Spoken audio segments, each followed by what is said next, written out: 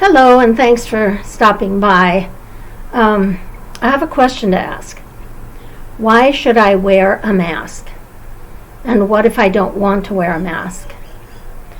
Well, this morning I saw a comment on the video that I posted yesterday, and that was titled Civil Rights versus Public Health and Welfare. COVID-19 opens the constitutional debate. Well, this comment was short.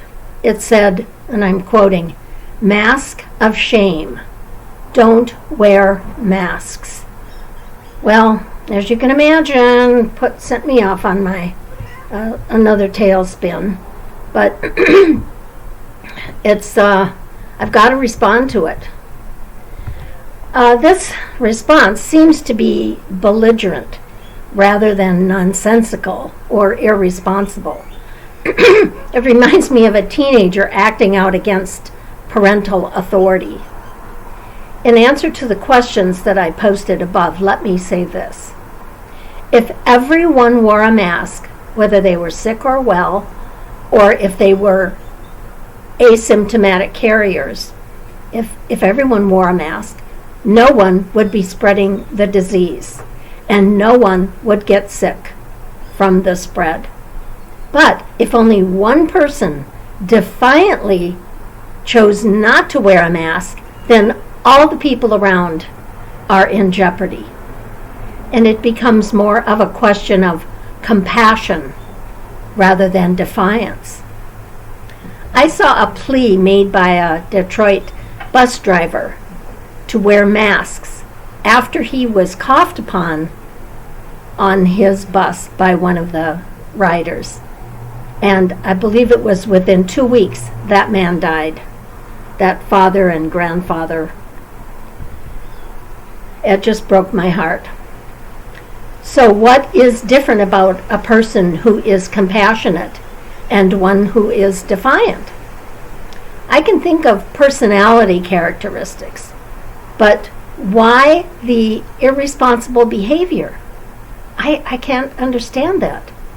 From my experience, you get a reaction formation, and that means it's the opposite result from what is being requested from a non-cooperative person.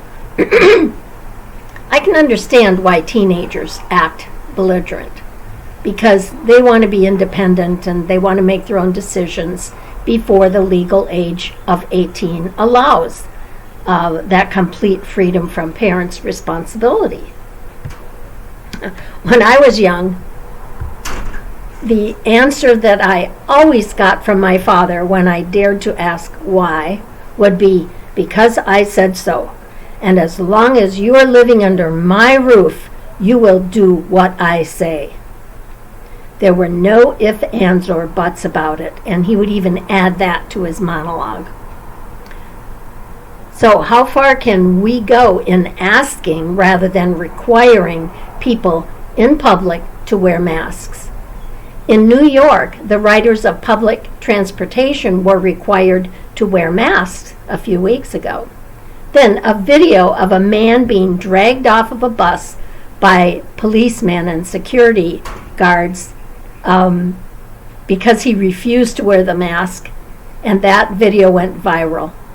And I hated to see the results, that masks were no longer required. That's what happened when this, I suppose they called it police brutality, video went viral.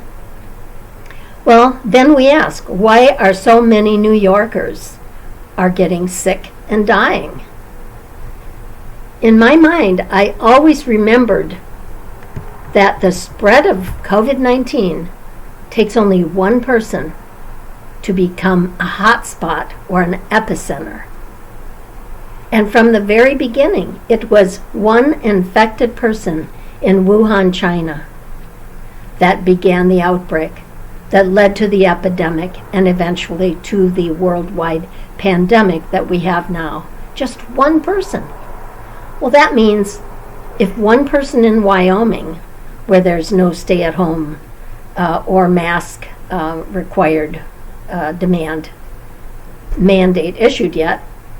What if that one person contracts the disease because he goes to another town to get groceries, or whatever reason he would have to be exposed, which could happen if there's no restrictions, no lockdowns, no stay-at-home order.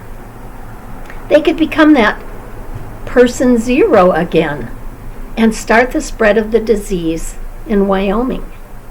Of course, we know that it spreads faster in high-density regions like New York City or Detroit. Nonetheless, it will spread anywhere if no mitigation measures are instigated. Well, as I began this monologue, if everyone wears masks, whether they are sick or not, no one will spread the disease. But it only takes one lone wolf or one person acting out